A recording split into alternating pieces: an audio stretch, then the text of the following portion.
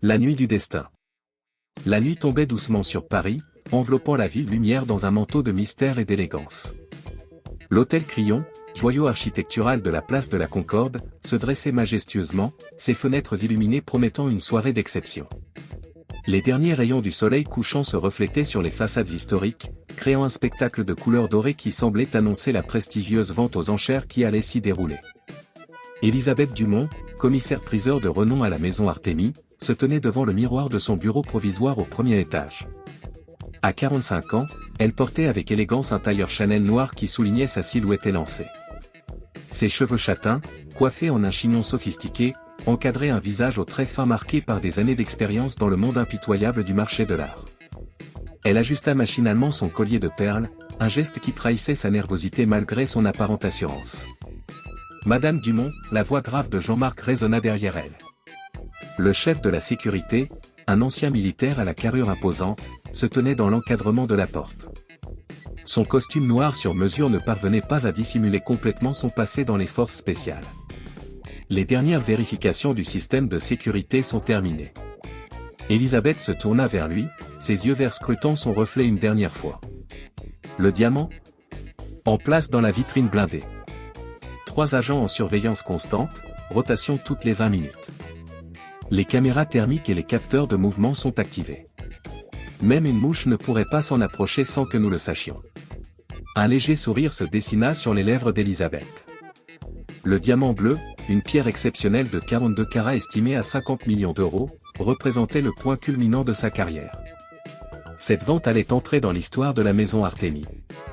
Dans le grand salon, les premiers invités commençaient à arriver.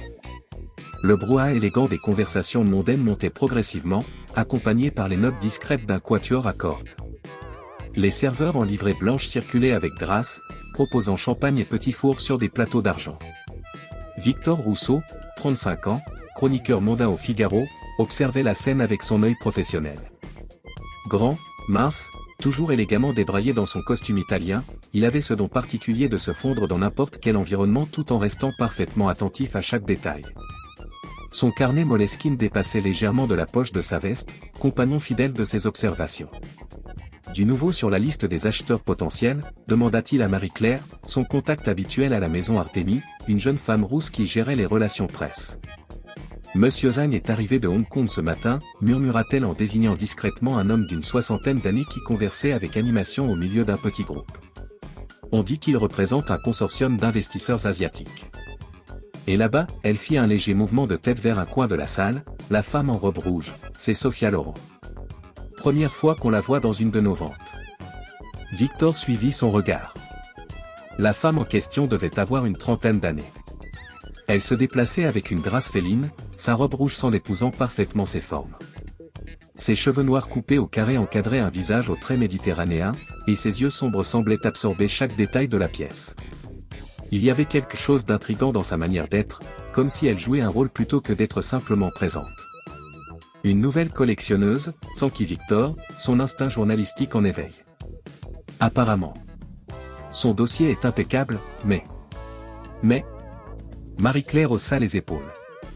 Je ne sais pas. Quelque chose me dérange chez elle. Peut-être que je deviens paranoïaque avec toutes ces histoires de faux certificats qui circulent ces derniers temps. Victor sortit son téléphone et prit discrètement une photo de Sophia Loren. Son intuition lui disait que ce visage méritait quelques recherches approfondies. Le salon s'était maintenant rempli. La crème de la société parisienne et internationale se pressait autour de la vitrine centrale où le diamant bleu reposait sur son coussin de velours noir. La pierre était spectaculaire, captant et réfractant la lumière de manière hypnotique. Sa couleur, d'un bleu profond et pur, semblait presque surnaturelle. Jean-Marc circulait dans la foule, apparemment détendu mais ses yeux constamment en mouvement. Il portait une oreillette discrète qui le reliait à son équipe de sécurité dispersée dans la salle et aux points stratégiques du bâtiment. De temps en temps, il touchait légèrement son oreille droite, signe qu'il recevait des rapports réguliers. À 20h précises, Élisabeth Dumont fit son entrée dans le salon. Un silence respectueux s'installa progressivement. Elle prit place sur l'estrade spécialement aménagée, son marteau d'ivoire posé devant elle sur un petit pupitre en acajou. Mesdames et messieurs, sa voix claire porta sans effort dans toute la salle, c'est un immense honneur de vous accueillir ce soir pour ce qui promet d'être l'une des ventes les plus exceptionnelles de l'histoire de la maison Artémis. Pendant qu'elle parlait, Victor remarqua que Sophia Loren s'était déplacée vers le fond de la salle, près d'une des sorties de secours. Elle semblait absorbée par son téléphone, ses doigts tapant rapidement un message. Le clou de notre vente de ce soir, poursuivit Elisabeth, est bien évidemment le légendaire diamant bleu. Découvert dans les mines d'Afrique du Sud au début du siècle dernier, cette pierre exceptionnelle a appartenu à quelques-unes des plus grandes collections privées du monde. Son histoire est aussi fascinante que mystérieuse. Un serveur passa près de Victor, proposant des coupes de champagne. Le journaliste en prit une, observant le liquide doré pétiller à la lumière des lustres. Il nota que Sophia Loren avait refusé toute boisson depuis le début de la soirée. La première partie de la vente commença, présentant des lots moins prestigieux mais néanmoins remarquables. Un monnaie parti pour 8 millions d'euros, suivi d'une sculpture de Rodin qui déclencha une bataille d'enchères passionnée. L'atmosphère était électrique, chargée d'anticipation. Les grands collectionneurs présents savaient que le diamant bleu serait le dernier lot de la soirée, comme le veut la tradition pour les pièces les plus prestigieuses. Jean-Marc s'approcha discrètement d'Elisabeth pendant une courte pause et lui murmura quelque chose à l'oreille. Elle hocha imperceptiblement la tête, son visage ne trahissant aucune émotion. Victor profita de ce moment pour s'approcher de Sophia Loren. Elle était maintenant près d'une des grandes fenêtres, observant les lumières de la place de la Concorde. Passionnante soirée, n'est-ce pas, dit-il en s'accoudant près d'elle. Elle tourna légèrement la tête vers lui, un sourire énigmatique aux lèvres. En effet. Le monde de l'art est fascinant, surtout dans ses aspects les moins visibles. Vous êtes une habituée des ventes aux enchères? Disons que j'ai un intérêt particulier pour les objets exceptionnels. Son accent était indéfinissable, comme si elle avait passé sa vie à voyager. Et vous, monsieur Rousseau? Toujours à la recherche d'une bonne histoire? Le fait qu'elle connaisse son nom le surprit, mais il n'en laissa rien paraître. Les meilleures histoires sont celles qui se cachent derrière les apparences. Elle rit doucement. Dans ce cas, vous devriez avoir de quoi écrire ce soir. Avant qu'il puisse poursuivre la conversation, les lumières vacillèrent légèrement. Une fraction de seconde à peine. La plupart des invités ne le remarquèrent même pas, absorbés par leur conversation. Jean-Marc porta immédiatement la main à son oreillette. Vérification du générateur de secours, ordonna-t-il à voix basse. Rapport immédiat sur tous les points de contrôle. Victor vit Sophia Loren consulter sa montre avec une expression indéchiffrable. Les lumières reprirent leur intensité normale. La vente continua comme si rien ne s'était passé. Mais quelque chose avait changé dans l'atmosphère, une tension subtile que seuls les plus observateurs pouvaient percevoir. Elisabeth Dumont annonça une dernière pause avant la présentation du diamant bleu. Les invités se pressèrent vers le bar pour une dernière coupe de champagne, l'excitation montant d'un cran. C'est alors que Jean-Marc reçut un message qui le fit pâlir. Il traversa rapidement la salle pour rejoindre Elisabeth, mais avant qu'il puisse l'atteindre, les lumières s'éteignirent complètement. La panne ne dura que 3 secondes. Quand l'éclairage revint, tout semblait normal. Les invités riaient nerveusement, certains l'applaudissaient même, pensant à une mise en scène théâtrale. Mais Victor remarqua immédiatement 2 choses, Sophia Loren avait disparu, et Jean-Marc courait vers la vitrine centrale, suivi de près par 2 agents de sécurité. Le silence qui tomba sur la salle quand la vitrine fut découverte fut assourdissant. Le coussin de velours noir était vide. Le diamant bleu s'était volatilisé. Le diamant bleu. Les ombres du passé. Dans la luxueuse suite 512 du Ritz Paris, Sophia Loren ou plutôt Sophia Larson de son vrai nom se tenait devant la fenêtre qui donnait sur la place Vendôme. Les lumières de la ville se reflétaient sur son visage aux traits tendus, créant un jeu d'ombre qui semblait illustrer la dualité de son existence. Sa robe rouge de la soirée gisait négligemment sur un fauteuil Louis XV, remplacé par un ensemble noir ajusté plus pratique. Sur la table en acajou, son ordinateur portable projetait une lueur bleutée dans la pénombre de la suite. L'écran affichait les plans détaillés de l'hôtel Crillon, annotés de dizaines de notes techniques, emplacement des caméras, route d'évacuation, point d'accès au système de sécurité. 6 mois de préparation minutieuse résumés en quelques fichiers cryptés. Son téléphone vibra doucement. Un message crypté s'afficha, confirmation requise. Status? Sophia passa une main dans ses cheveux noirs, un geste rare de nervosité chez cette femme habituellement impassible. Elle tapa rapidement sa réponse, phase interminée. Complication imprévue. Le système de sécurité est plus sophistiqué que les plans l'indiquaient. La réponse ne tarda pas. Une voix masculine au léger accent italien résonna dans son oreillette, « Tu as 4 heures, pas une minute de plus. » Le client est impatient. « Marco, répondit-elle, il y a quelque chose qui cloche. » Le journaliste, Rousseau, il me regardait différemment des autres. Je pense qu'il me connaît. Un silence tendu s'installa avant que Marco ne reprenne, « Tu deviens paranoïaque, Sofia. » Rousseau n'est qu'un chroniqueur mondain. Concentre-toi sur la mission. Les fantômes ne peuvent pas se permettre un échec, pas avec ce client. Sofia se dirigea vers le coffre-fort dissimulé derrière un monnaie, une ironie qui ne lui échappait pas. Elle composa le code et en sortit un dossier épais. Les documents qui s'y trouvaient racontaient une autre histoire que celle présentée aux enchères, le véritable parcours du diamant bleu, bien différent de la version officielle. Pendant ce temps, dans son petit appartement du Marais, Victor Rousseau était plongé dans ses archives. Des dizaines de dossiers étaient éparpillés sur son bureau, mélangeant coupures de presse, photos et notes manuscrites. Son ordinateur affichait la photo de Sophia Loren qu'il avait prise durant la soirée, à côté d'une série d'articles sur des vols spectaculaires survenus ces dernières années. « Je sais que je t'ai déjà vu quelque part, » murmura-t-il, ses yeux fatigués scrutant chaque détail. Le café froid dans sa tasse portait témoignage des heures passées à chercher. Son téléphone sonna, le faisant sursauter. C'était Marie-Claire. « Victor ? Je sais qu'il est tard, mais, il faut que je te parle. C'est à propos d'Elisabeth Dumont. » La tension dans sa voix était palpable. « Je t'écoute. »« Pas au téléphone. Retrouve-moi dans 1 heure au café de Flore. C'est important. » Avant qu'il puisse répondre, elle avait raccroché. Victor fixa son téléphone un moment, puis reporta son attention sur les documents devant lui.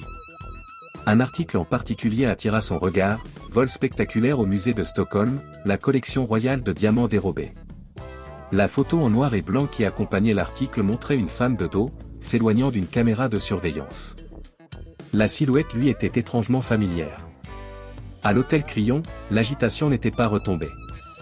Elisabeth Dumont était assise dans son bureau, face à 2 inspecteurs de police. Son assurance habituelle semblait l'avoir abandonnée. « Madame Dumont, » commença l'inspecteur principal, un homme d'une 50aine d'années au regard perçant, « pouvez-vous nous expliquer pourquoi les enregistrements des caméras de sécurité montrent une anomalie de 3 minutes exactement au moment du vol ?» Elisabeth tripota nerveusement son collier de perles.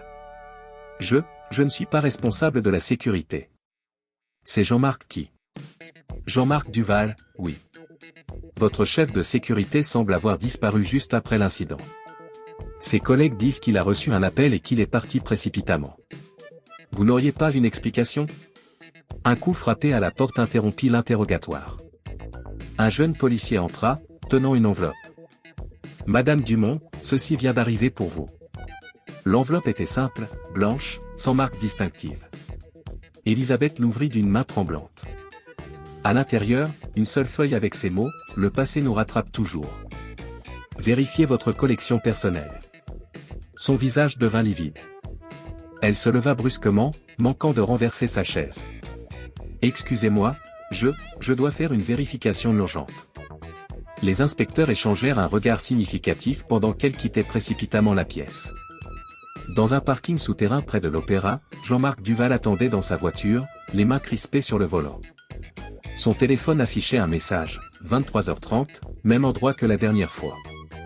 Apportez les documents. Il sortit de la boîte à gants une clé USB et un petit carnet noir. Ses mains tremblaient légèrement tandis qu'il feuilletait les pages couvertes de chiffres et de noms. 6 mois plus tôt, ces informations lui avaient semblé être une opportunité en or. Maintenant, elle pesait comme du plomb dans sa poche. Au café de Flore, Victor s'installa à une table en terrasse, commandant un espresso pour maintenir sa vigilance.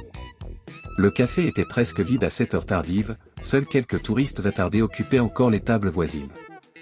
Marie-Claire arriva 10 minutes plus tard, visiblement nerveuse. Elle s'assit sans même prendre le temps de retirer son manteau. « J'ai trouvé quelque chose, » dit-elle à voix basse. « Dans les archives d'Artémis. Des certificats d'authenticité, il y a des incohérences. Beaucoup d'incohérences. » Quel genre d'incohérences ? Des dates qui ne correspondent pas, des expertises contradictoires, des signatures douteuses. Et le diamant bleu. Victor, Je pense que celui qui était exposé ce soir n'était pas le vrai. Victor se pencha en avant, baissant également la voix. Tu en es sûr? Non, mais...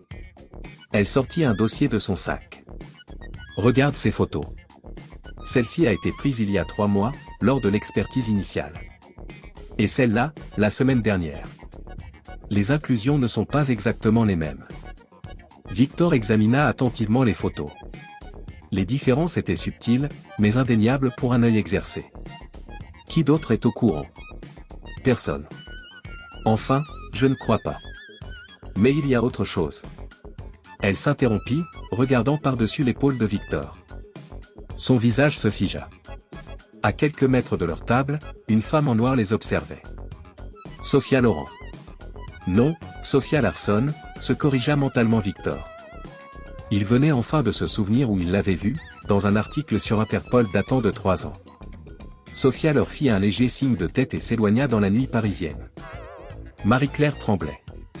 Elle nous suivait, murmura-t-elle. Mon Dieu, Victor, dans quoi nous sommes-nous embarqués? Victor rangea soigneusement les photos dans sa veste. Je ne sais pas encore. Mais je commence à comprendre pourquoi le diamant bleu attirait tant d'attention. Son téléphone vibra. Un message d'un numéro inconnu, vous posez les bonnes questions, monsieur Rousseau. Mais êtes-vous prêt à entendre les réponses? Demain, 10h, musée Carnavalet. Venez seul. Dans sa suite du Ritz, Sophia examinait les dernières photos qu'elle avait prises au crayon. Son téléphone sonna à nouveau. Les choses se compliquent, Marco, dit-elle sans préambule. Le journaliste sait. Et il n'est pas le seul. Tu devais rester discrète. La voix de Marco trahissait son irritation. Le plan était simple, entrer, prendre les preuves, sortir. Pas se faire remarquer par un fouineur de la presse. Le plan était basé sur des informations incomplètes. Il y a plus gros derrière tout ça. Elisabeth Dumont, les certificats falsifiés, le faux diamant. C'est plus qu'un simple trafic d'œuvres d'art. Un silence pesant s'installa avant que Marco ne reprenne, le client ne va pas aimer ça. Le client devra comprendre que parfois, la vérité est plus précieuse qu'un diamant. Elle raccrocha et s'approcha de la fenêtre. Les lumières de la place Vendôme scintillaient comme autant de diamants dans la nuit parisienne. Quelque part dans la ville, un jeu dangereux de vérité et de mensonge se jouait, et elle n'était plus sûre de savoir qui étaient réellement les voleurs et les victimes. Son ordinateur émit un bip. Les résultats de l'analyse des photos du diamant s'affichaient à l'écran, confirmant ses soupçons. Elle sourit légèrement. Demain serait une journée intéressante. À l'autre bout de la ville, Elisabeth Dumont entrait dans son appartement de l'avenue Montaigne. Ses mains tremblaient tellement qu'elle mit plusieurs secondes à trouver le bon interrupteur. La lumière révéla un intérieur luxueux, mais ce n'était pas le moment d'admirer la décoration. Elle se précipita vers son bureau et ouvrit un tiroir secret derrière une plainte. Le dossier qui s'y trouvait avait disparu. À sa place, une simple carte de visite, les fantômes vous saluent. Elisabeth s'effondra dans son fauteuil, le visage entre les mains. 20 ans de carrière, une réputation soigneusement construite, tout s'écroulait en une seule nuit. Et ce n'était que le début.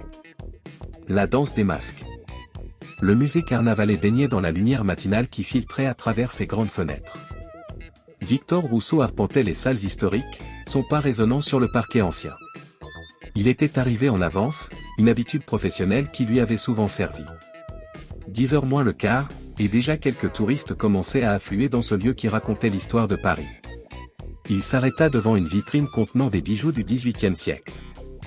L'ironie de la situation ne lui échappait pas, encore des pierres précieuses sous verre, comme ce fameux diamant bleu la veille.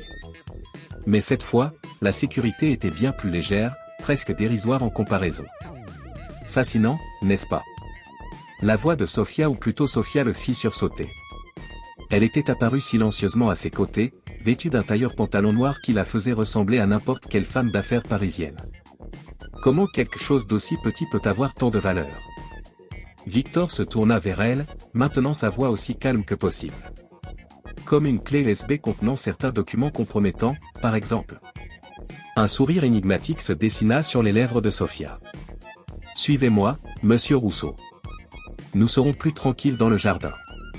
Ils traversèrent plusieurs salles, Sophia marchant d'un pas assuré comme si elle connaissait les lieux par cœur.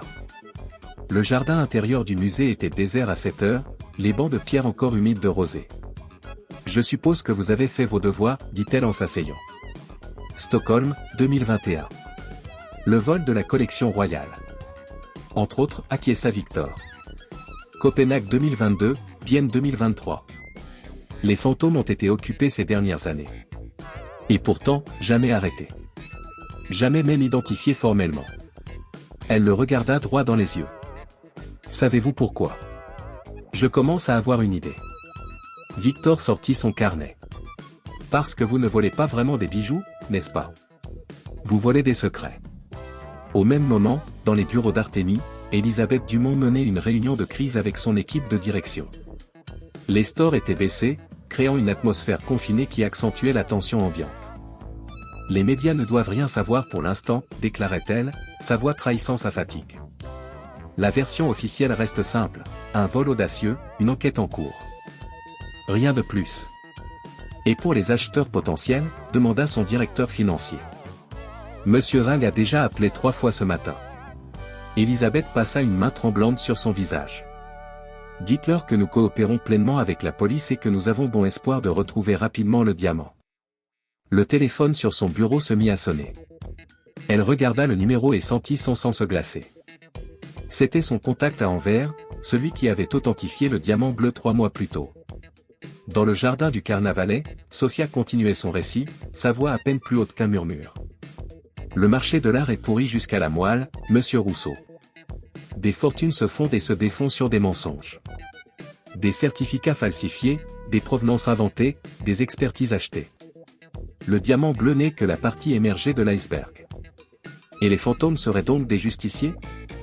Le ton de Victor était légèrement ironique. Robin des Bois en costume Armani? Sophia rit doucement. Non, nous sommes aussi des voleurs. La différence, c'est que nous ne prétendons pas être autre chose. Elle sortit un petit appareil de sa poche et le posa entre eux. Un brouilleur de signal, comprit Victor. Mais parfois, voler est le seul moyen de révéler la vérité. La vérité sur quoi exactement? Sur un réseau qui s'étend bien au-delà d'Artémis. Des maisons de vente aux enchères, des experts, des collectionneurs, tous complices d'une gigantesque fraude. Des milliards d'euros de transactions basées sur des mensonges. Victor prenait frénétiquement des notes. Et Elisabeth Dumont? Au centre de tout. Sophia sortit un téléphone et lui montra une photo. Regardez la date de ce certificat d'authentification du diamant bleu. Puis regardez les métadonnées du fichier. Les dates ne correspondaient pas. Le certificat était daté de 3 mois plus tôt, mais le fichier avait été créé la semaine dernière. Ce n'est qu'un exemple parmi des centaines, poursuivit Sophia. Dumont dirige ce réseau depuis des années. Le vrai diamant bleu a été vendu en secret il y a des semaines. Celui qui était exposé hier soir?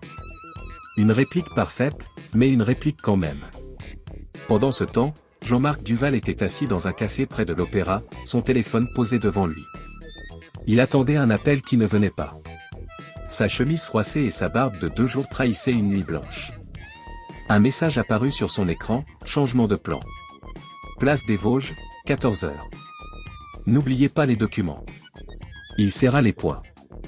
Les documents en question étaient maintenant dans un casier de la gare du Nord, une précaution qu'il avait prise au cas où les choses tourneraient mal. Et les choses tournaient définitivement mal. Au Carnavalet, Victor essayait de mettre de l'ordre dans ses pensées. Pourquoi me dire tout ça? Pourquoi maintenant? Sophia se leva, époussetant invisiblement son pantalon. Parce que dans quelques heures, tout va exploser. Les preuves que nous avons récupérées hier soir ne concernent pas seulement le diamant bleu. Elles révèlent 15 ans de fraude systématique. Et nous avons besoin d'un journaliste intègre pour raconter cette histoire. Pourquoi moi? Parce que vous voyez ce que les autres ne voient pas. Vous l'avez prouvé hier soir. Elle lui tendit une clé d'SB. Tout est là. Mais attention, monsieur Rousseau, une fois que vous aurez ouvert ces fichiers, il n'y aura pas de retour en arrière possible. Victor prit la clé, la faisant tourner entre ses doigts. Et maintenant? Maintenant, nous attendons. Dans exactement. Elle consulta sa montre. 43 minutes, Elisabeth Dumont va recevoir un appel très intéressant de son contact à Anvers. Dans 2 heures, certains documents vont mystérieusement apparaître sur les bureaux de plusieurs journalistes européens. Et ce soir, son sourire s'élargit légèrement. Ce soir, le véritable spectacle commence. Soudain, une alarme retentit dans le musée. Les visiteurs commencèrent à se diriger vers les sorties, guidés par le personnel de sécurité. Qu'est-ce que... Victor se leva brusquement. Une petite diversion, dit Sofia, déjà en mouvement. Nous ne sommes pas les seuls à avoir cette conversation. Quelqu'un nous surveille depuis notre arrivée. En effet, deux hommes en costume sombre venaient d'apparaître à l'entrée du jardin.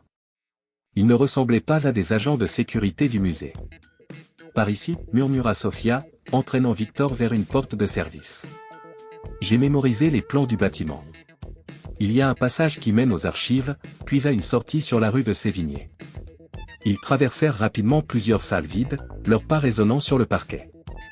Les alarmes continuaient de hurler, couvrant le bruit de leur fuite. Qui sont ces hommes ? Demanda Victor alors qu'il dévalait un escalier étroit. Disons que nous ne sommes pas les seuls intéressés par la vérité sur le diamant bleu. Sofia s'arrêta devant une porte verrouillée, sortit un petit appareil de sa poche et le passa devant le lecteur de cartes. La porte s'ouvrit avec un clic. Certaines personnes préféreraient que cette histoire reste enterrée. Ils émergèrent dans une ruelle étroite, le soleil les éblouissant momentanément. Sofia vérifia rapidement son téléphone. Nous devons nous séparer maintenant. Étudiez les documents sur la clé VSP. Si vous décidez de publier, faites-le avant minuit. Après, il sera trop tard. Trop tard pourquoi ? Mais elle avait déjà disparu, avalée par le labyrinthe des rues du Marais. Victor serra la clé VSB dans sa poche et héla un taxi. Il devait retourner à son appartement et examiner ses fameux documents. Mais d'abord, il avait un appel à passer. Marie-Claire ? C'est Victor. Tu avais raison pour les certificats. Et ce n'est que la partie émergée de l'iceberg. Rejoins-moi dans 1 heure. J'ai quelque chose à te montrer. Dans son bureau à Artémis, Elisabeth Dumont regardait son téléphone sonner. Le nom de son contact à Anvers clignotait sur l'écran. Elle savait que ce coup de fil allait tout changer. La question était-elle prête pour ce qui allait suivre ? Sa main tremblait légèrement quand elle décrocha enfin. Oui. La voix à l'autre bout du fil était grave, presque solennelle. Madame Dumont, nous avons un problème. Un très gros problème. L'étau se resserre. Le commissariat du 4e arrondissement bourdonnait d'activité en ce début d'après-midi. Le commissaire Laurent Mercier, 50 ans, cheveux poivre et sel et regard d'acier, se tenait devant un tableau blanc couvert de photos et de notes. L'affaire du diamant bleu mobilisait toutes les ressources disponibles, et les premières 48 heures seraient cruciales. Récapitulons, dit-il à son équipe rassemblée. Hier soir, entre 22h37 et 22h40 exactement, le diamant bleu a disparu de sa vitrine au crayon. Les caméras montrent une interruption de 3 minutes dans les enregistrements. Le système de sécurité était de dernière génération, installé spécialement pour l'événement. La lieutenant Sarah Chen, une jeune femme d'origine asiatique reconnue pour sa perspicacité, leva la main. Les techniciens ont analysé le système informatique. La panne n'était pas accidentelle. Quelqu'un a piraté le réseau de l'intérieur. Ce qui signifie que nous avons affaire à des professionnels, continua Mercier. Et pas n'importe lesquels. La signature correspond à celle des fantômes. Un murmure parcourut l'assemblée. Les fantômes étaient devenus légendaires dans le monde de l'art, aussi insaisissables que leur nom le suggérait. Il y a autre chose, ajouta Sarah en consultant ses notes. Jean-Marc Duval, le chef de la sécurité, reste introuvable. Son téléphone est éteint, et son appartement est vide. Les voisins disent l'avoir vu partir précipitamment avec une valise ce matin. Mercier se frotta le menton, pensif. Et Elisabeth Dumont ? En pleine réunion de crise chez Artémis. Mais... Sarah hésita un instant. Nous avons reçu des informations troublantes concernant certains certificats d'authenticité. Au même moment, dans les bureaux d'Artémis, Elisabeth Dumont terminait son 3e café de la matinée. L'appel d'Anvers l'avait secoué plus qu'elle ne voulait l'admettre. Sur son bureau, une pile de documents attendait son attention, mais ses yeux étaient fixés sur son téléphone. Un coup discret à la porte la fit sursauter. Entrez. Marie-Claire apparut, l'air tendu. Madame Dumont, les journalistes commencent à s'impatienter. Ils demandent une conférence de presse. Pas maintenant, répondit sèchement Elisabeth. Dites-leur que nous sommes en pleine collaboration avec la police et que nous ne ferons aucun commentaire pour le moment. Il y a autre chose. Marie-Claire hésita. Victor Rousseau prépare un article. Il dit avoir des informations exclusives sur les certificats. Le visage d'Elisabeth se figea. Quel certificat? Il n'a pas précisé. Mais il a mentionné en vert. Dans son appartement du Marais, Victor était plongé dans l'analyse des documents de la clé VSB. Ce qu'il découvrait dépassait ses pires suppositions. Des années de transactions douteuses, un réseau complexe de faux certificats, des millions d'euros blanchis à travers des ventes aux enchères truquées. Son téléphone vibra. Un message de Sophia, parking des Halles, niveau -3, place 247. 15 minutes. Il hésita un instant, puis attrapa sa veste. Les documents pouvaient attendre quelques minutes de plus. Le parking était pratiquement désert à cette heure. Victor avança prudemment entre les voitures, tous ses sens en alerte. La place 247 était occupée par une berline noire aux vitres teintées. La portière passager s'ouvrit silencieusement. « Montez » dit la voix de Sophia. À l'intérieur, l'air était frais et sentait le cuir neuf. Au volant, un homme d'une quarantaine d'années que Victor reconnut immédiatement, Marco Rossi, expert en art italien de renommée internationale. « Les choses s'accélèrent » dit Sophia sans préambule. Jean-Marc Duval a contacté nos concurrents. Il propose de vendre des informations. Quelles informations? Demanda Victor. Des preuves concernant une série de transactions effectuées il y a 3 ans. Des tableaux volés, blanchis à travers des ventes aux enchères légitimes. Elisabeth Dumont n'était qu'un maillon dans une chaîne beaucoup plus large. Marco démarra la voiture et commença à rouler lentement dans le parking. Le problème, dit-il avec son léger accent italien, c'est que ces informations pourraient compromettre certaines personnes très puissantes. Des gens qui préféreraient que cette histoire reste enterrée. Les hommes du musée, comprit Victor. Sophia hocha la tête. Ils travaillent pour une organisation que nous appelons le consortium. Des collectionneurs privés, des banquiers, des politiciens. Ils utilisent le marché de l'art pour blanchir de l'argent depuis des décennies. La voiture s'arrêta à un feu rouge. Sur le trottoir, 2 policiers en uniforme patrouillaient tranquillement. « Pourquoi me dire tout ça ?» demanda Victor. « Parce que dans quelques heures, Duval va vendre ses informations au plus offrant. Une fois que ce sera fait, beaucoup de gens voudront le faire taire. Et vous êtes le seul journaliste qui a assez de preuves pour raconter toute l'histoire. » Au commissariat, Sarah Chen étudiait les enregistrements des caméras de surveillance des rues autour du Crillon. Quelque chose dans le comportement des invités après le vol l'intriguait. « Commissaire » appela-t-elle. « Regardez ça. » Mercier s'approcha de son écran. La vidéo montrait Sophia Loren quittant l'hôtel quelques minutes après le vol, mais ce n'était pas son départ qui était intéressant. C'était son arrivée, 2 heures plus tôt. Elle ne porte pas de sac à main en arrivant, nota Sarah. Mais en partant. Elle a une petite pochette noire, compléta Mercier. Faites une recherche sur elle. Nom, passeport, tout ce que vous pouvez trouver. Sarah tapa rapidement sur son clavier. Sophia Loren. Le passeport utilisé pour l'inscription à la vente a été émis il y a 3 mois. Mais avant ça, aucune trace d'elle nulle part. Une fausse identité, murmura Mercier. Lancez un avis de recherche discret. Je veux savoir où elle est maintenant. Dans la berline noire, Victor écoutait Sophia et Marco détailler leurs plans. Le vrai diamant bleu est toujours à Paris, expliqua Sophia. Il n'a jamais quitté la ville. La pierre exposée hier soir était une réplique parfaite, créée pour tromper les acheteurs potentiels pendant que le vrai était déjà vendu en secret. À qui? C'est là que ça devient intéressant, intervint Marco. Le diamant a été vendu 3 fois au cours du dernier mois. Chaque fois avec un certificat d'authenticité différent, chaque fois à un prix plus élevé. C'est une technique classique de blanchiment d'argent. La voiture s'engagea dans une ruelle étroite du quartier du Sentier. Duval a les preuves de toutes ces transactions, continua Sophia. Des noms, des dates, des montants. Assez pour faire tomber non seulement Artémis, mais aussi plusieurs autres maisons de vente aux enchères européennes. Et le consortium ne peut pas laisser ça arriver, compléta Victor. Exactement. C'est pourquoi nous devons le trouver avant eux. La voiture s'arrêta devant un petit café. Votre article est prêt? Demanda Marco. Presque. Mais j'ai encore besoin de confirmer certains détails. Vous n'avez plus beaucoup de temps, dit Sofia. Une fois que Duval aura vendu ces informations, l'histoire sera enterrée pour toujours. Victor sortit de la voiture, l'esprit en ébullition. Il avait à peine fait quelques pas qu'un homme le bouscula légèrement. En se retournant, il reconnut un des hommes du musée. « Monsieur Rousseau », dit l'homme avec un sourire froid. « Nous devrions parler. » Avant que Victor puisse réagir, il sentit une pression dans son dos. « Un pistolet. » Tranquillement, continua l'homme. « Il y a une voiture qui nous attend. » Soudain, des pneus crissèrent sur l'asphalte. La berline noire réapparut, Sofia au volant. La portière s'ouvrit à la volée. « Victor.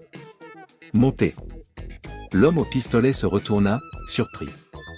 Victor en profita pour lui donner un coup de coude et plongea dans la voiture. Des coups de feu éclatèrent alors que Sofia accélérait brutalement. « Accrochez-vous » cria-t-elle en prenant un virage serré. Dans son rétroviseur, Victor vit deux voitures noires se lancer à leur poursuite. « Il faut prévenir la police » dit-il en sortant son téléphone. « Pas encore » répondit Sofia. « D'abord, nous devons retrouver Duval. Il a donné rendez-vous aux acheteurs à la gare du Nord-An. » Elle regarda sa montre. Moins d'une heure. La berline s'engagea sur les grands boulevards, slalomant entre les voitures. « Comment savez-vous ça ?»« Parce que c'est moi qui ai arrangé le rendez-vous, » sourit Sofia. « Pendant que le consortium le cherchait partout, nous avons gardé un œil sur lui depuis le début. Le vol du diamant n'était qu'une diversion. Le vrai but a toujours été les documents de Duval. » Une sirène de police retentit au loin. La chasse était lancée, et l'étau se resserrait autour de tous les acteurs de ce drame. Les fils de la toile. Chaque mensonge tissait une nouvelle couche d'intrigue. Victor Rousseau était assis dans son appartement parisien, situé dans un immeuble haussmannien du 7e arrondissement. Les premières lueurs de l'aube filtraient à travers les rideaux en voile, projetant des ombres dansantes sur les murs crème. Son bureau en bois massif, héritage de son père journaliste, était submergé sous une masse de documents, de photos et de notes griffonnées à la hâte. Les yeux rougis par le manque de sommeil, il fixait intensément les photos étalées devant lui, cherchant le moindre détail qui aurait pu lui échapper. Son café, maintenant froid, était oublié dans une tasse ornée du logo du Figaro. Les événements de la soirée au crayon tournaient en boucle dans son esprit, tel un film dont il essayait désespérément de décrypter les scènes. Soudain, son regard s'arrêta sur une photo particulière, tirée des archives d'Interpol qu'un contact lui avait transmise. Son cœur manqua un battement. Là, en noir et blanc, le visage qu'il cherchait depuis des heures, Sofia Loren. Sauf que sur le document officiel, elle portait un autre nom, Sofia Larsson, recherchée dans 12 pays pour des vols d'œuvres d'art. La photo datait de 3 ans, mais c'était indubitablement elle, avec ses yeux perçants et son petit sourire énigmatique. « Comment ai-je pu ne pas la reconnaître ?» murmura-t-il pour lui-même, passant une main nerveuse dans ses cheveux en désordre. Mais ce n'était que le début de ses découvertes. En examinant méticuleusement les photos du vernissage qui avait précédé la vente aux enchères, une scène en particulier attira son attention. Dans un coin du grand salon, à moitié caché par une colonne de marbre, Jean-Marc, le chef de la sécurité, était en grande conversation avec Sofia. L'image était floue, prise sur le vif par un photographe mondain, mais leur langage corporel ne laissait aucun doute, ce n'était pas leur première rencontre. Victor se leva brusquement, faisant grincer sa chaise sur le parquet ancien. Il commença à faire les 100 pas dans son bureau, son esprit analytique tournant à plein régime. Les pièces du puzzle commençaient à s'assembler, formant une image bien plus complexe qu'un simple vol de diamants. Il sortit son carnet de notes et commença à établir une chronologie. 6 mois avant la vente, Jean-Marc avait été nommé chef de la sécurité du crayon. Une promotion rapide, peut-être trop rapide. 3 mois plus tard, les premières rumeurs concernant la mise aux enchères du diamant bleu avaient commencé à circuler dans les cercles fermés du marché de l'art. Son téléphone vibra sur le bureau, le faisant sursauter. Un message d'un numéro masqué s'afficha, vérifier les registres des entrées du personnel de nuit. Un ami. Intrigué, Victor contacta immédiatement une femme de ménage du crayon qu'il avait interviewée quelques mois plus tôt pour un article sur les coulisses des palaces parisiens. Elle lui confirma que depuis quelques semaines, de nouvelles équipes de maintenance informatique intervenaient régulièrement la nuit. Il disait mettre à jour le système de sécurité, expliqua-t-elle. Mais il semblait plus intéressé par les plans des conduits d'aération. Pendant ce temps, au commissariat central du 1er arrondissement, le commissaire Laurent Mercier faisait une découverte troublante. Assis dans son bureau spartiate, éclairé par la lumière blafarde des néons, il examinait les rapports techniques du système de sécurité du Crillon. Les experts en informatique venaient de confirmer ses soupçons, le système avait été compromis de l'intérieur. Pendant les 5 minutes cruciales qui avaient précédé la disparition du diamant bleu, les caméras de surveillance avaient diffusé en boucle des images préenregistrées. Un travail d'une précision chirurgicale qui nécessitait une connaissance approfondie du système et un accès physique au serveur. C'est impossible sans une complicité interne, marmonna Mercier, tout en griffonnant des notes dans son carnet usé. Son téléphone sonna. C'était un de ces informateurs dans le milieu des antiquaires. « Commissaire, vous devriez vous intéresser à une série de transactions suspectes. Des œuvres d'art de grande valeur ont été vendues récemment avec des certificats d'authenticité, disons, questionnables. » Mercier se redressa sur sa chaise. « Continuez. » Ces certificats provenaient tous de la même source, la maison Artémis. Le nom fit tilt dans l'esprit du commissaire. Artémis, la maison de vente aux enchères dirigée par Elisabeth Dumont. Pendant ce temps, dans son luxueux appartement avec vue sur le jardin des Tuileries, Elisabeth Dumont recevait un message qui la fit pâlir. Sur son iPhone dernier cri, les mots semblaient danser devant ses yeux, le diamant n'était qu'un début. Vérifiez votre collection personnelle. Les mains tremblantes, elle se précipita vers son coffre-fort dissimulé derrière un monnet. À l'intérieur, sa collection privée de bijoux anciens semblait intacte. Mais quelque chose n'allait pas. Elle prit son plus précieux pendentif, une pièce du XVIIIe siècle sertie de rubis. Sous la lumière de sa lampe d'expertise, son cœur s'arrêta, ce n'était qu'une réplique, très bien faite, mais une réplique tout de même. Dans un café près de l'Opéra, Sophia Loren, ou plutôt Sophia Larson, rencontrait un homme élégant d'une 50aine d'années. Ils parlaient à voix basse, leurs mots couverts par le bruit des tasses et le brouhaha des conversations environnantes. « Les fantômes sont satisfaits, dit l'homme avec un léger accent italien. Le plan se déroule exactement comme prévu. » Sophia but une gorgée de son espresso. Jean-Marc commence à montrer des signes de nervosité. Il pourrait devenir un problème. Occupant, répondit simplement l'homme. De retour dans son appartement, Victor continuait son investigation. Sur son ordinateur, il avait créé un tableau complexe reliant tous les acteurs de cette affaire. Des lignes rouges connectaient les différents événements, formant une toile d'araignée inquiétante. Son téléphone sonna à nouveau. Cette fois, c'était un message vocal d'une source anonyme, « Le diamant bleu n'est pas ce que vous croyez. » Creusez du côté des expertises préliminaires. Tout n'est pas toujours aussi bleu qu'il n'y paraît. Victor fronça les sourcils. Il se connecta à la base de données du Figaro et commença à rechercher tous les articles concernant le diamant bleu. Une information retint son attention, 6 mois plus tôt, la pierre avait été expertisée par un certain docteur Markus Schmidt, un expert allemand réputé. Mais en vérifiant les registres de l'Association internationale des experts en gémologie, Schmidt n'apparaissait nulle part. Dans les rues de Paris, la nuit commençait à tomber. Les lampadaires s'allumaient un à un, créant des halos dorés dans la bruine légère qui tombait sur la ville. Au Crillon, les équipes de police scientifique continuaient leur travail minutieux, passant au peigne fin chaque recoin de la salle des ventes. Un jeune technicien fit signe au commissaire Mercier. Dans un conduit d'aération, il venait de découvrir un petit dispositif électronique sophistiqué. Les premiers examens révélèrent qu'il s'agissait d'un brouilleur de signal, capable de perturber les systèmes de sécurité les plus avancés. À quelques rues de là, dans un bar discret de la rue Saint-Honoré, Jean-Marc buvait son 3e whisky. Ses mains tremblaient légèrement lorsqu'il sortit son téléphone pour lire un nouveau message. « Nous avons les photos. Rendez-vous à minuit au hangar 7, port de Gennevilliers. Venez seul. » Il vida son verre d'un trait. Les fantômes le tenaient, et il le savait. Tout avait commencé 6 mois plus tôt, lors d'une soirée apparemment anodine dans un club privé de Montmartre. Une belle femme, des photos compromettantes, et soudain, sa vie avait basculé. Les fantômes n'avaient pas volé que le diamant, il avait volé son âme. Victor, de son côté, recevait un appel d'un contact au sein d'Interpol. La conversation fut brève mais révélatrice, les fantômes n'étaient pas qu'un simple groupe de voleurs d'art. Ils étaient liés à un vaste réseau de faux certificats d'authenticité qui gangrenait le marché de l'art depuis des années. La nuit était maintenant complètement tombée sur Paris. Dans son bureau, Elisabeth Dumont fixait son reflet dans la vitre, les lumières de la ville scintillant derrière elle comme autant d'étoiles accusatrices. Son empire, bâti sur des décennies de transactions et de connexions, menaçait de s'effondrer comme un château de cartes. Elle ouvrit son ordinateur et commença à transférer des fichiers sur une clé USB. Des noms, des dates, des transactions, toute l'histoire d'une vie de mensonges et de manipulation. Peut-être était-il temps de disparaître, comme le diamant bleu, dans la nuit parisienne. Les fils de la toile s'entrecroisaient, formant un motif complexe de trahison et de secret.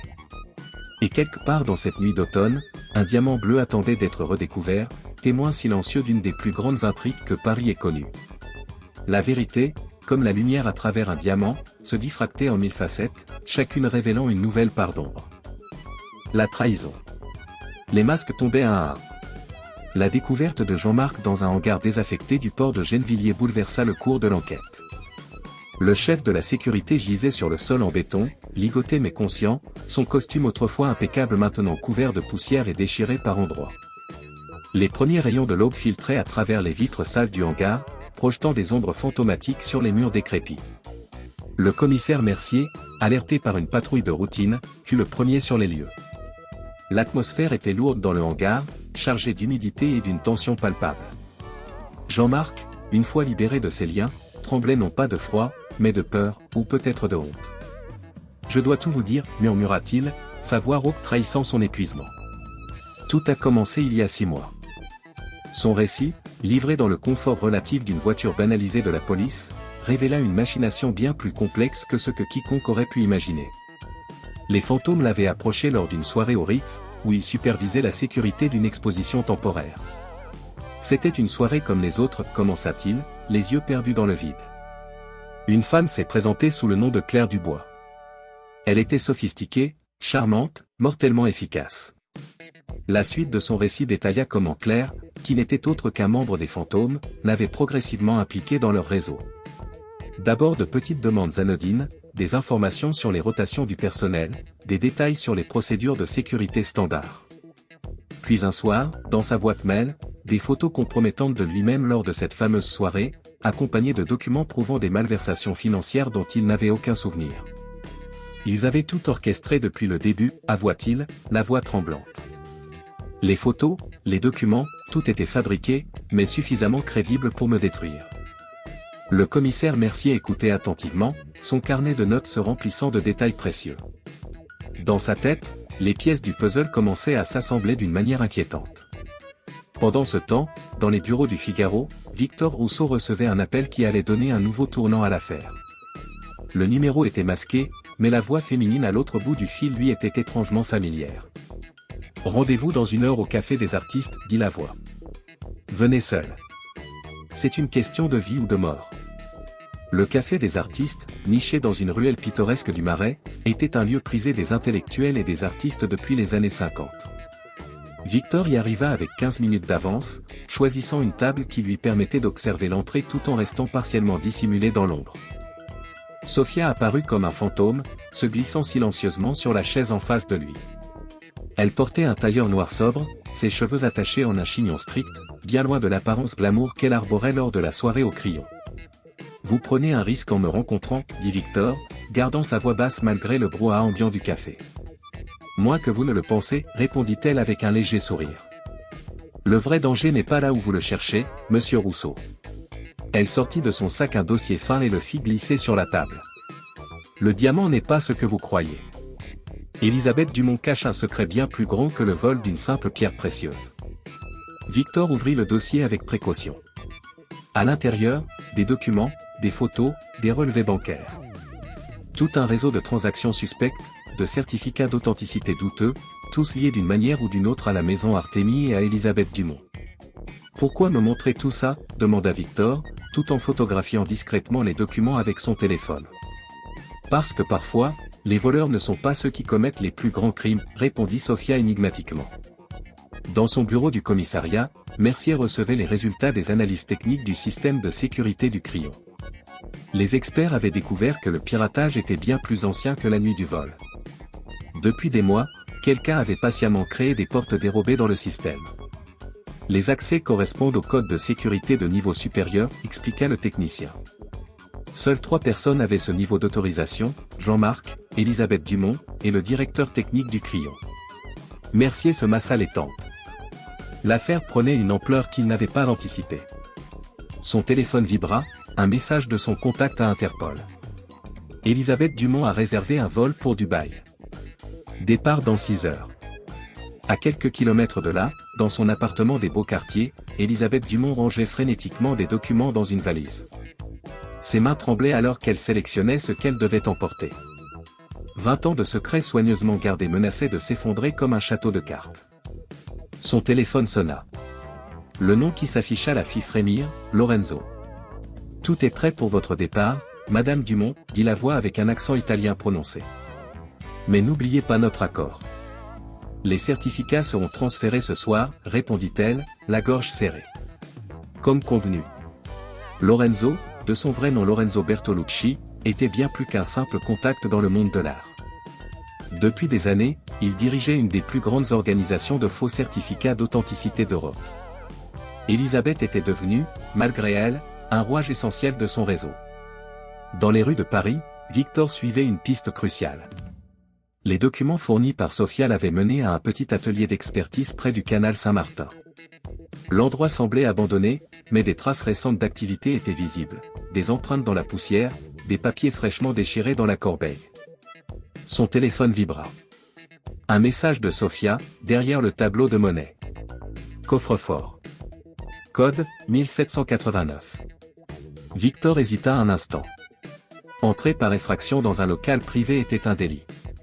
Mais l'intuition du journaliste en lui criait que la vérité se trouvait derrière ce tableau. Le coffre-fort contenait une clé USB et un carnet relié en cuir. Dans le carnet, des noms, des dates, des montants. Un véritable registre de transactions illégales s'étalant sur plus de 10 ans. Pendant ce temps, Jean-Marc, installé dans une chambre d'hôtel anonyme sous protection policière, recevait la visite d'un agent d'Interpol. L'homme, grand et austère, posa sur la table une série de photos. « Reconnaissez-vous ces personnes » Jean-Marc pâlit. Sur les photos, on le voyait en compagnie de membres connus des fantômes, lors de rencontres qui remontaient à bien avant son chantage présumé. « Ce n'est pas ce que vous croyez, balbutia-t-il. Au contraire, répondit l'agent, je crois que c'est exactement ce que nous pensons. Vous n'étiez pas une victime, monsieur Jean-Marc. Vous étiez un complice volontaire depuis le début. » Dans son bureau du Figaro, Victor commençait à rédiger son article. Les mots défilaient sur son écran, révélant une histoire qui dépassait de loin le simple vol d'un diamant. Dans les salons feutrés des grandes maisons de vente aux enchères parisiennes se jouait depuis des années une partie d'échecs mortels. Les pions ? Des œuvres d'art authentiques remplacées par des copies. Les joueurs ? Un réseau international de faussaires protégés par ceux-là même qui étaient censés garantir l'authenticité des œuvres. Son téléphone sonna à nouveau. Cette fois, c'était le commissaire Mercier. « Monsieur Rousseau, je crois qu'il est temps que nous mettions nos informations en commun. » La nuit tombait sur Paris, enveloppant la ville dans un manteau de mystère. Dans un parking souterrain près de l'Opéra, Sofia rencontrait Lorenzo. La conversation était tendue. « Le plan a changé, dit-elle froidement. Les fantômes ne seront pas vos boucs émissaires. Tu oublies qui tu es, ma chère, répondit Lorenzo avec un sourire glacial. Tu n'es qu'un pion dans cette partie. Les pions peuvent parfois faire échec et mat, répliqua-t-elle avant de disparaître dans l'obscurité.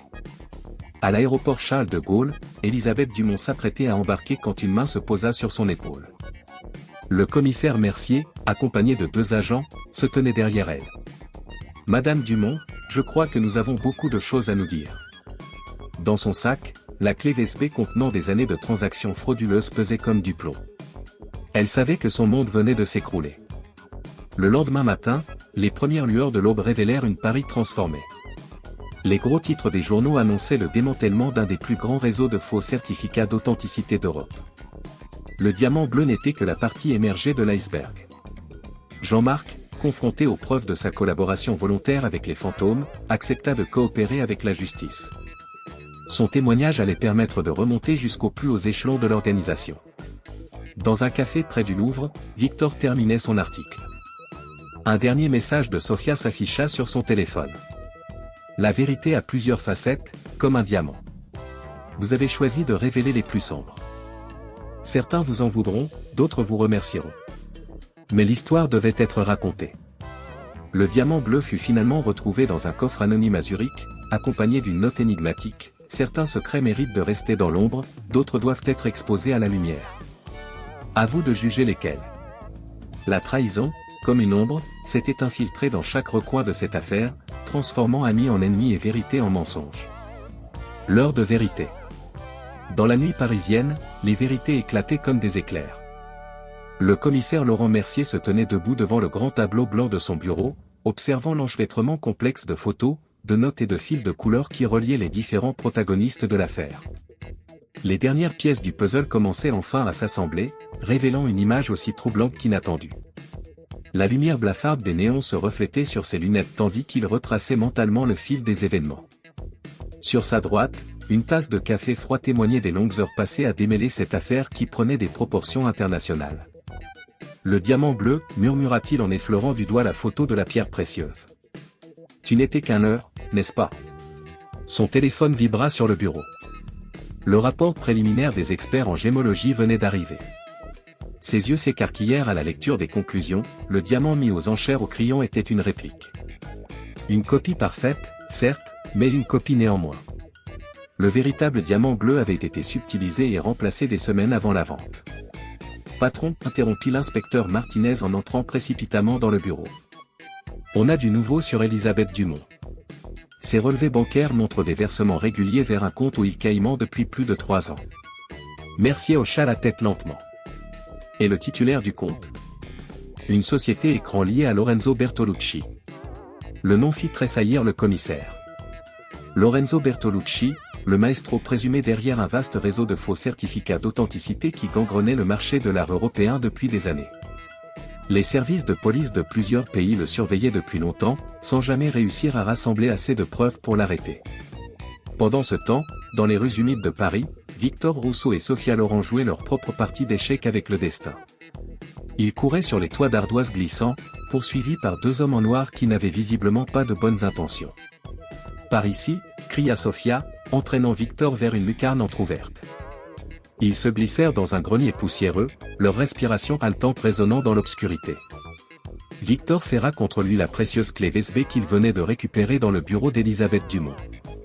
Ce petit objet contenait suffisamment de données pour faire tomber tout un empire bâti sur des mensonges. « Pourquoi m'avoir choisi ?» demanda Victor entre 2 respirations.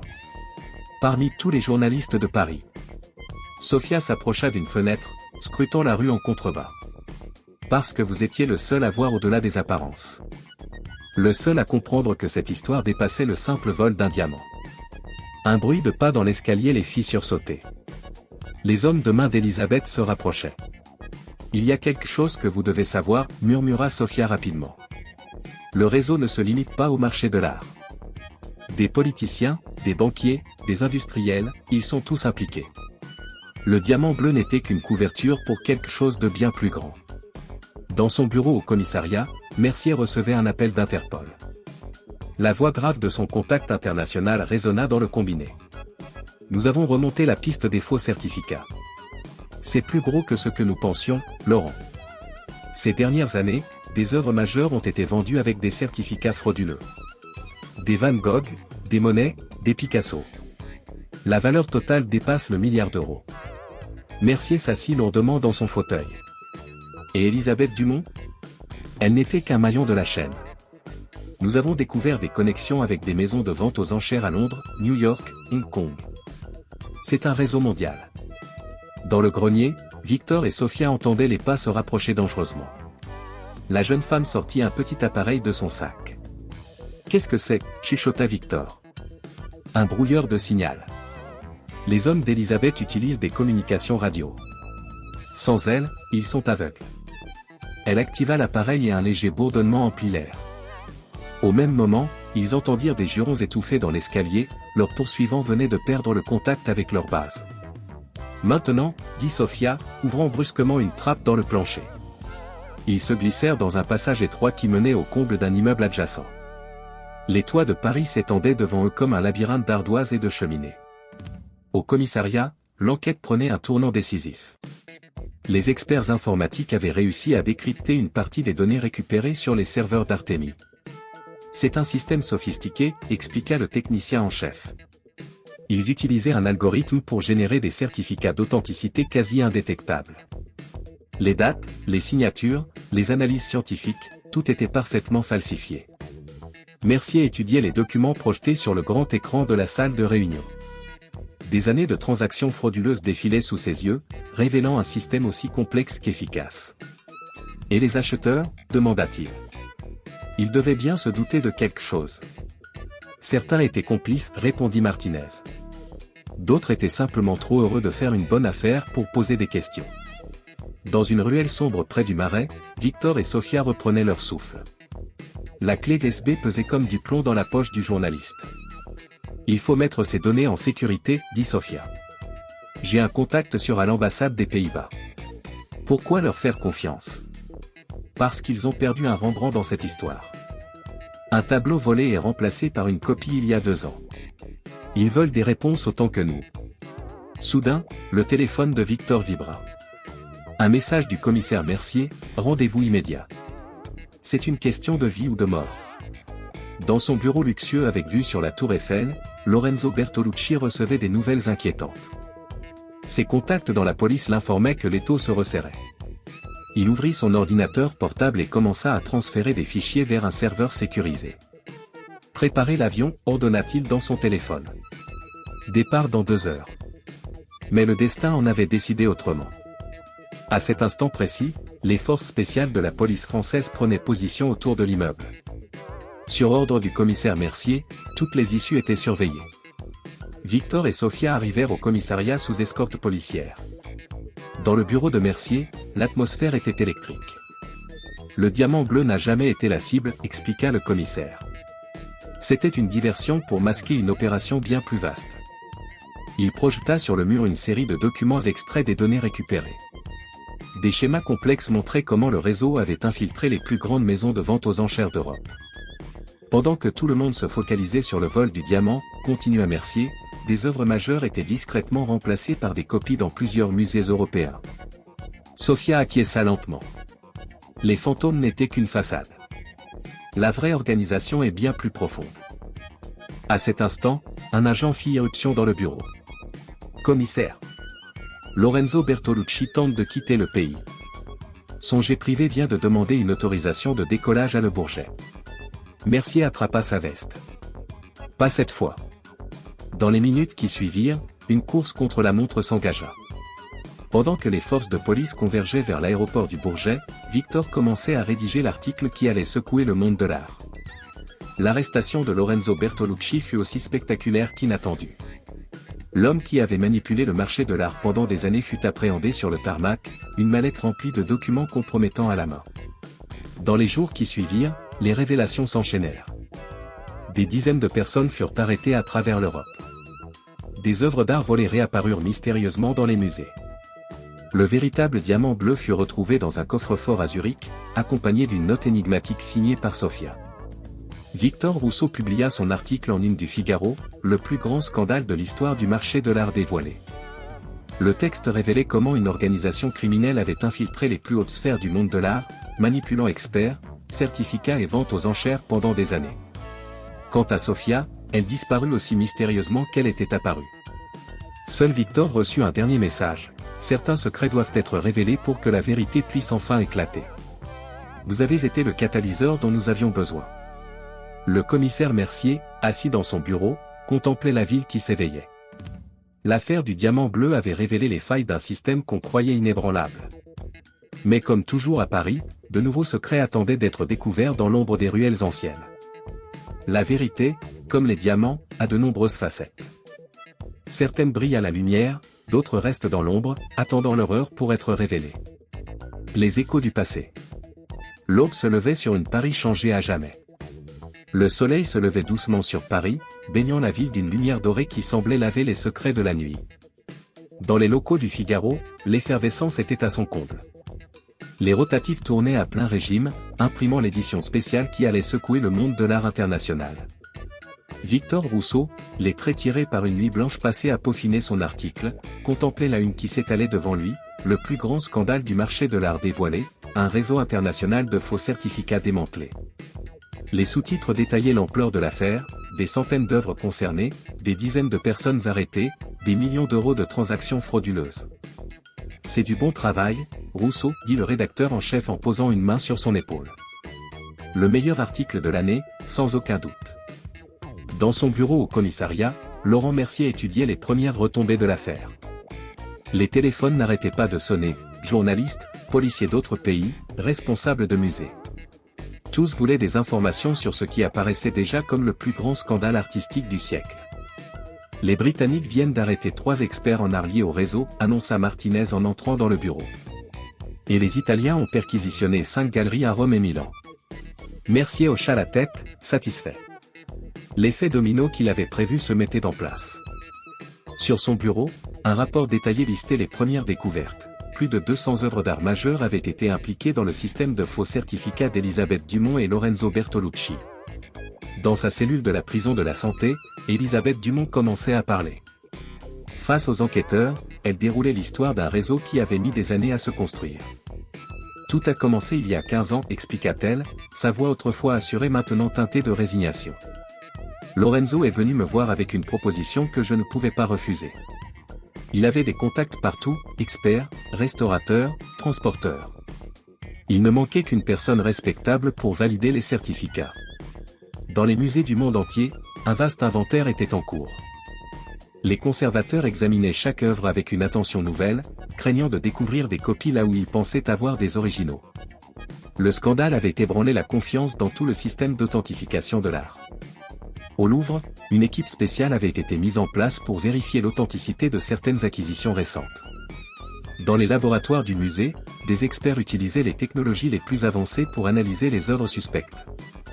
C'est un cauchemar logistique, confia le directeur du département de restauration à Victor lors d'une interview. Chaque certification doit être revérifiée, chaque provenance réexaminée. Des années de travail nous attendent. Pendant ce temps, dans un petit café près de l'Opéra, Sophia Loren, ou plutôt Sophia Larson, prenait son dernier espresso parisien.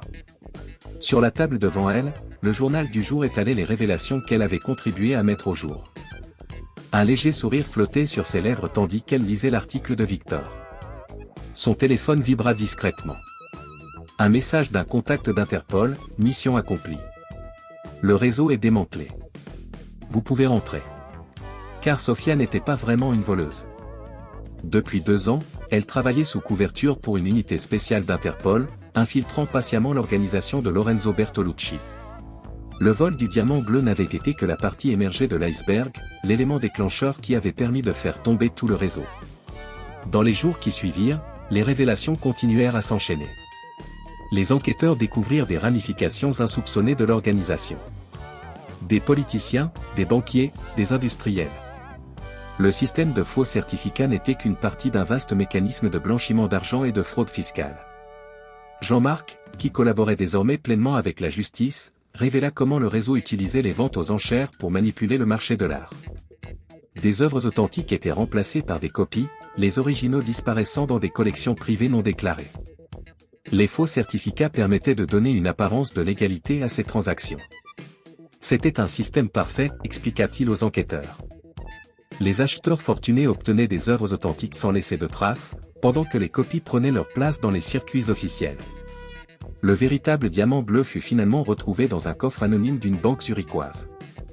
À côté de la pierre, une note manuscrite, les plus beaux joyaux ne sont pas toujours ceux qui brillent le plus. La signature était celle de Sophia. Victor reçut un petit paquet à la rédaction du Figaro. À l'intérieur, une pierre bleue en verre, parfaite réplique du fameux diamant, accompagnée d'un message. Les meilleures histoires sont celles qui gardent une part de mystère. Merci d'avoir été le narrateur dont nous avions besoin. Le journaliste sourit en plaçant la fausse pierre sur son bureau. Elle lui rappellerait toujours que la vérité, comme un diamant, a de nombreuses facettes. Dans les semaines qui suivirent, le monde de l'art connut une profonde transformation. De nouveaux protocoles d'authentification furent mis en place, utilisant les technologies les plus avancées. Les grandes maisons de vente aux enchères durent se soumettre à des audits réguliers et indépendants. Lorenzo Bertolucci, lors de son procès, resta stoïque face aux accusations. Mais les preuves étaient accablantes. Les documents récupérés sur la clé USB par Victor et Sophia révélaient des années de manipulation et de fraude. Le système était malade, déclara le président du syndicat des commissaires-priseurs lors d'une conférence de presse. Cette affaire, aussi douloureuse soit-elle, nous permet de repartir sur des bases plus saines. Le commissaire Mercier, promu à la tête de la brigade de répression du trafic d'œuvres d'art, mit en place une unité spéciale dédiée à la lutte contre les faux certificats. L'expérience du Diamant Bleu avait montré que la criminalité artistique avait évolué, ce n'étaient plus tant les œuvres qui étaient falsifiées, mais leur histoire et leur provenance. Un soir, alors que l'affaire commençait à s'estomper dans les médias, Victor reçut un dernier message de Sofia, « Regardez au-delà des apparences. Certaines histoires ne font que commencer. » Dans son bureau du Figaro, le journaliste commença à écrire un nouvel article. La nuit où le Diamant Bleu disparut, Paris apprit que les plus grands voleurs ne sont pas toujours ceux que l'on croit. Dans les salons feutrés des grands hôtels particuliers, dans les galeries prestigieuses et les salles de vente aux enchères, se jouait depuis des années un ballet complexe de vérité et de mensonges. L'histoire du Diamant Bleu était devenue une légende parisienne, un rappel que sous les dorures et le glamour du monde de l'art se cachent parfois les plus sombres secrets. 6 mois après les événements, une nouvelle exposition ouvrit au musée Carnavalet, L'art de la vérité, histoire d'un scandale. Le Diamant Bleu y occupait une place centrale, symbole d'une époque révolue où l'apparence primait sur l'authenticité. Élisabeth Dumont, depuis sa cellule, écrivit ses mémoires, révélant les coulisses d'un monde où l'art était devenu une simple marchandise, un outil de spéculation et de fraude.